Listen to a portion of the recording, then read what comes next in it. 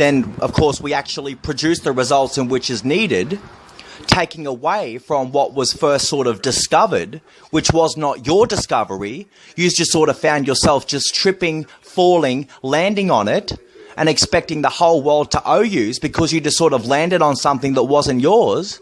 It's like predatory in a sense. It's like theft. Especially if you go ahead and pre-publish it or publish it ahead of time, but then of course like publications and exploitation from that point. What do you mean time flies when you're having fun? Because I've said this to you, I've maintained it, of course. Well, there's no such thing as time flies when you're having fun. It doesn't even make sense. Yes, it does. No, it doesn't. I mean, when you're having fun, you don't want the day to end. Now, people know that. Can I get a witness? You don't want the day to end. There's only so many hours in the day for starters. And time suspends itself. So time does not fly. In fact, time is suspended. You're suspended in time. If you put a pause on everything, you're having so much fun, you don't even notice the time. And so furthermore, it's like, well, you know, you could be having good consensual sexual activity with your partner in that regard, and you could be having sex, and really healthy sex, I suppose, if you want to call it that, consensual sex, and you could feel like you've been having sex all goddamn day. You had sex for an hour, but it felt like you were having it for half the day or 3 or 4 hours. And then that's where people like yourself instantly jump on the rate of knots and that proverbial sense of, irrespective concertiousness or something, and say, oh, well, that's perfectly, see, you just fallen over, you don't look a gift horse in the mouth. I mean, that is time flies when you're having fun. No, idiot. Like concept notoriety, I think you're overlooking the big picture, mate. It's an hour. What more do you need to understand other than it was an hour? So you pretty much just swallow your own tongue when you jump so far ahead of it. And then furthermore, to be able to say, well, time flies when you're having fun, at what cost, I said? Well, only to the economic and only to the private investor or those manufacturing labelists and those corporations who are too busy, like sell one, sell a million, trying to fast track a million, and like selling so many units of product by the thousands every day. You say time flies when you're having fun.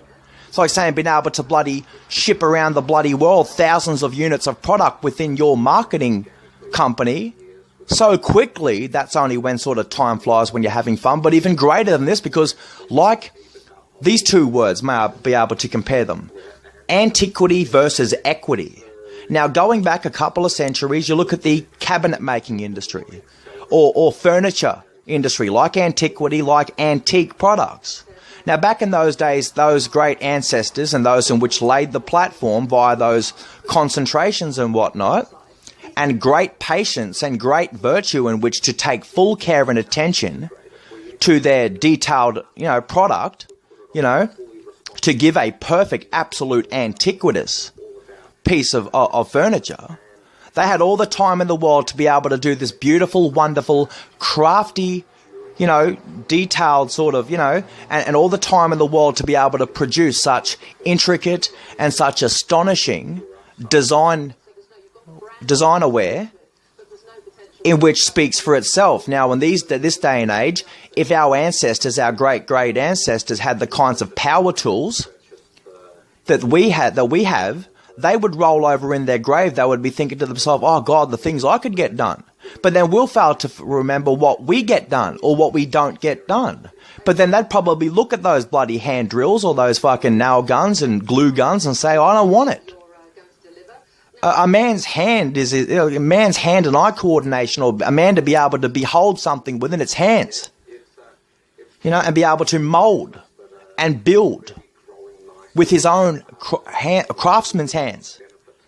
It is very astonishing in relation to what is known these days as equity, or furthermore inequitable. Because like those cupboards a few hundred years ago, these antique products, those cupboards were massive. They were heavy and compartmentally speaking, contained every sort of compartment in which to be able to perfectly address both probably you and your partner, all of your clothes and things like that, and of course, not having a bloody buried alive in clothes or things that need to be shoved in the cupboard because, time just sort of builds up material estimates and material worth, be it your core institution or your core stability, those core indifferences or inferences, should I say, which you safeguard. The equitable world in which we live in today, like sell one cupboard, sell a million, they'll go ahead and make a million cupboards, and those drawers are very weak. You see the bottoms of those drawers? They're so weak that you've only got to press down on them like a little bit, and you've broken them. Whereas those antique products back in the day, those drawers are heavy, they're very thick, they're very durable, and you wonder what antiquity is, in opposed to equity. And yet you'll go ahead and pay $200-300 for a bullshit flimsy floozy friggin' flim-flam fucking product. These days for a cupboard, which like straighten all of its edges, like pre-purchased bloody drawn up pieces of bloody wood that's knocked together in a bullshit sort of perfect symmetrical way, shape and form, no real intricate by design whatsoever, just productivity and labour, fast-track labour. Say time flies when you're having fun. But then, it nowhere near, they can perfectly fit within a corner of a room, which is also drawn up like a perfect flush right angle or something. Whereas those old antique ones, they've got like these things hanging off the side. It doesn't need to be shoved right in the corner. It should pretty much take up all the room it wants, because inside the actual product, the cupboard, antiquitous as it is, holds all the compartmental keys in which to be able to use it for what it's supposedly designed for. Whereas today, it isn't. And even understanding 100% of anything, like lumber, like timber, right? To take a piece of tree trunk and to understand how to utilize the entire tree trunk so that you don't waste any wood at all. You don't waste any of your product, right? So that you understand how they used to make boats and canoes out of entire pieces of tree trunks. In opposed to these days, every time you're trying to lay down a floorboard, it creates a marginal gap or a difference between like each plank of wood or each laid down, floorboard. Therefore, it creates much more sort of time having to soak up or to reinvent ways in which to fill those gaps. Refractions dominate the marginal degree of interest. Refractions dominate the marginal interest. When you've got one of something, one equals one. But when you've got two, like the decimal point, two actually decimates the entire contract or the conversion. Because like one is 100 cents, $1 equals 100 cents. Once it becomes two of anything, that decimal point has to come into play because, well, what do you mean two? Two of what? 2 cents? Well, it cuts in. It cuts into whatever one is. It's like a chip off the old block, some might say, but that's not exactly what it is. People like to misinterpret what chip off the old block actually means. Like to be a son of a father. And then to go on to be the son of your sons. Like the chip off the old block, like, sort of like, the trick of the trade or something. I don't know. The people keep saying these things like that is, and yet you look at it, people might say life's biggest tragedy. But then what is it to actually shape and manifest from a consolidated one thing? It's just one. It's like picket fences. It's like being able to build a fence, which in its own right is a fortification, thus becomes a familiarity. And like families, like whatever, each individual within a family should be its own individual democratic someone. It's not about, I'm the mum and dad and you will do what I say. If you're not raising households for each even when these kids become, that they should be a democratic someone. Democratic households is being able to fortify the strength and the core determination of the individual. But it's like one anyway. That decimal point is so important in the world of swayed sort of, because if people were too busy adding on, which is what I'm getting at, in that counter intelligence, that counter intelligence, that robust sort of individual, robust intelligence. If people knew how to addition, right, there wouldn't be so much division. Because people can't either add or subtract correctly, and like positive and negative, and like that decimal point, and like 2 of anything decimates just the value of 1. You see what I'm getting at? That's why you find division. And it becomes more of an incompetent measure cast upon each other, involving each other in circles, and involving each other in company, and businesses, and corporations, and units, right? And workforces and hubs, intelligence hubs, when we involve too many people. The more people you involve in any case, the less competent you become. And yet it fails to meet, it fails to substantiate why you would be trained to reach the qualification of being able to meet competency levels or competency measures. Because why would you want to be too busy passing on your problems to somebody else if you can actually solve them yourself? And then people find themselves just in the most dictatorial sense of slander and slur, and a major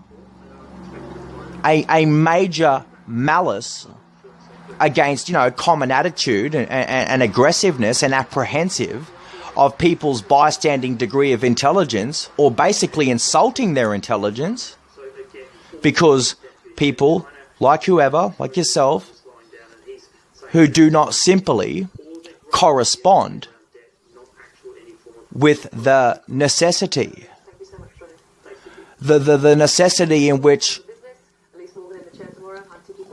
where does it actually, what is the corresponding factor? What is it not to be, in fact, a concept notoriety schemist?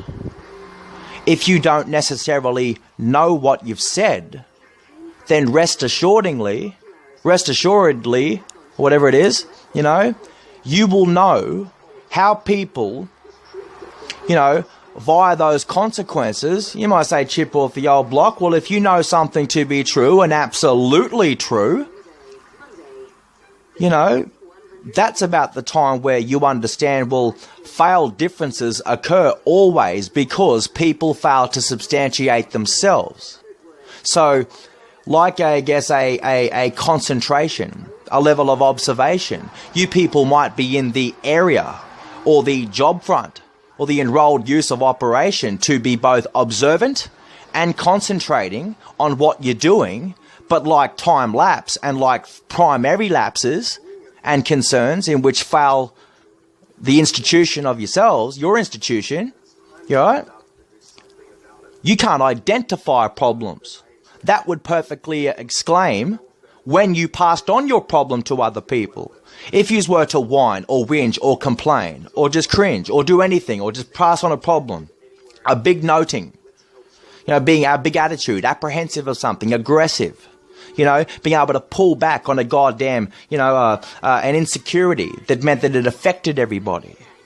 The old saying is, there's nothing more complacent than taking a shit. No need to get complacent. It's like when you're at work. It's one thing to go take a leak, number one, take a pee, that's fine. But if you want to do a shit, it's like in some cases, well, don't do that on my watch. But of course, like nothing more complacent than taking a shit. Well, don't shit on your friends. Don't shit on operations. Don't even have a fucking problem to which actually does not cast a degree of solving that problem. Problems always present themselves in a mathematical term of operation in which something that ought to be solved, not something that drags out, not something that actually stirs up a indifference in which, like, that's the way it presented, became one. If you don't know, chances are you probably didn't know. And if the chances are you objected, then the chances are there probably was an objection. Thus, or if it not be, substantiated in all the fullness of reality. So therefore, sometimes you just got to be able to learn what it is to know your place.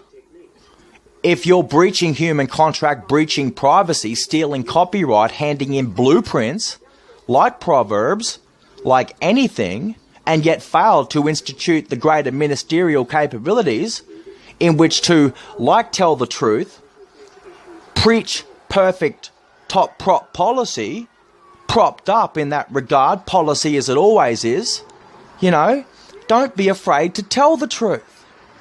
Therefore, you will carry yourself in such a symbolism and a high regard that you don't mind telling people in the end when you were right, see, I told you so.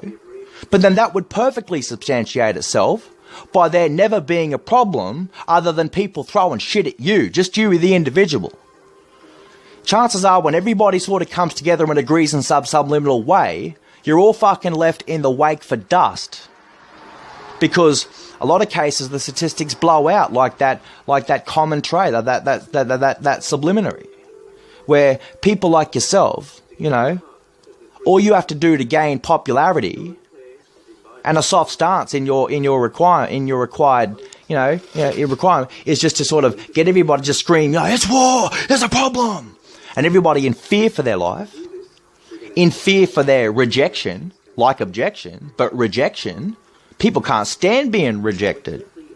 So like a despondency rather than a corresponding something, you become despondent, in fact disparaged, which means also discouraged and a bit retarded, because like a slowed down process, you've got to somehow subliminally sort of nod your head, not say nothing, swallow your tongue, fail to institute anything greater, and then just go on and just become part of that big apprehensive bloody war type attitude, which actually is like negativity failing the positive reinforcement of like a decimated degree, no matter what a point of entry or point of interest, to only ever become a provisional circumstance, and you wonder why people have problems to this very day.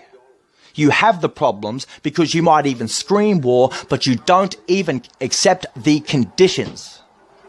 You understand the shitty business that life is, and yet your people don't even know what it's like to roll up your sleeves and get fucking dirty. And you want to sit there from a distance in your primrose perfect fucking goody two-shoes, fucking snobberish, fucking brown nose, fucking, like it is, right? And disgust yourselves because you don't understand the world we live in. What it is to be able to be caught up in certain areas where, just like your mechanic, up to his fucking head, and arms and elbows all day in grease and oil and shit. You don't mind if they fucking do that, do you? Stink like a fucking old oily rag, but get your fucking work done, respect him every fucking day. Because you ain't the one that can fix the car from that point. That's why you went out and sought him. So what is it for you to stand at a distance and say, me to fucking steal your car? Or fucking fix your car? Or put petrol in your fucking car? If it's your car, like a $50,000 fucking vehicle, your vehicle ain't worth shit without the $40 tubes with air in the tyre. Like no lead in the pencil, no guts to glory. You can't fucking do shit. You can't even hand in somebody else's stolen homework and put it in your handwriting without a substantiated, like a core estimate of that primitive worth. Far less a concern than a portion of degree, like a disproportionate degree of scrutiny, or that portion of degree that, like that balancing act of positive and negative, assurances always sort of glide by that pressable fact and fail to uplift and correspond, a person's perfect place of productivity, and like to be able to simply convey the truth, convey good governing, convey who they are. If you took somebody's material, it's like, sometimes they say don't fucking touch a bomb. If you touch it and it blows the fuck up and you lose your fucking faith and lose your fucking hands, and that's your problem. Nobody else's problem. But then when it comes to human beings, we're not tadpoles. We're not cardboard boxes where what's in fucking side that enriched product that we sell for fucking top dollar on the shelves of the supermarket. You're better off eating the cardboard box than the goddamn crap in it. That produce, like timber, like anything, good produce, right? Like a chip off the old block. You know, that sculptural sense of life and life's tapestry. You know? That sculptural development, the key structural sound development or just sound impartation or sound favor. If you're not being some kind of favorable attempt in which to put sort of, I guess, a steering, it's like to be able to steer people in the right direction, but don't fail that level of constraint. If it was not the case, and it was just too damn bludgeoned, and it just became like, bewildered in the sense where to this day you still have problems. If you've got problems, you should never have them. So what does it actually mean to get to that point where go back to the beginning? To be able to say one thing, don't look a gift horse in the mouth, but I think history's got that wrong. I think what they're really trying to say is that don't look a stiff horse in the arse. Because if you do, you'll probably always come last. And nobody wants to be in the death seat. Prominent as it is to bloody hit the home straight in a good leading position, you want to tell everybody to say goodnight. So know where you're at, because like time and its insecurity, and like that subliminal, right? Subliminary, like I guess trigonometry, like parliament, like, you know, hard left or bloody hard right or anything in the middle. You got the bloody hurling across the bloody barricade. But like hypotenuse versus hypotenuse. Hypotenuse, you know, is like something like, you know, the right angle, or being able to flush with the bloody right angle, or what it is to the longest side of a bloody right angle, 90 degrees. But then you've got hypotenuse, which is hard left, only left, nothing but left. So you wonder why both sides of the chamber. You wonder why even with trigonometry tries to figure out just that tiny little opening within a triangle that opens up to everything. I understand it myself, given my theory of credibility, which to this day is holding up very well. You might ask if Albert Einstein's relativity factor is so bloody awesome. My theory of credibility just gets so sharply acute with so much. It's sharp, crisp definition of shapes and numericals. It hasn't even begun to lay the frame or the platform for that analysis, our world being a success wheel. That with that tiny little opening in a triangle that, like, you know, you can't cut into it, it just doesn't exist. It doesn't perfectly seal up as a triangle. Triangles don't seal up. That's why we're too busy trying to, you know, measure the third line, like the third rail, like the third of anything. Everything's sort of second, just like the seconds that tick by. But like there's nothing more frozen in time than the seconds on the clock. There's nothing more frozen in time than the seconds on the clock. That's why when they unfold, like, I guess, trigonometry, it's like, well, you know, to be able to think out, you know, to live in the circle, but then think outside the square, which the circle's in. You might be, you know, the world may be round, but you're still trapped in the square. To be able to think outside the square, and like that core estimate of a primitive worth, whether it's, you know, insurmountable or very much very easy in which to negotiate, it's far less a concern than a primitive, than a portion of degree, because like probable cause, well, like, you know, in opposed to relativity. Relativity will only get you so far. But like your attributes and like those experiences in life, or experimental that life always is, you won't ever know how to negotiate the platforms in life unless you hop on the damn platform yourself. You know, to walk the tightrope, or to walk the walk, talk the talk. To be able to hop on the horse and then start talking about the horse.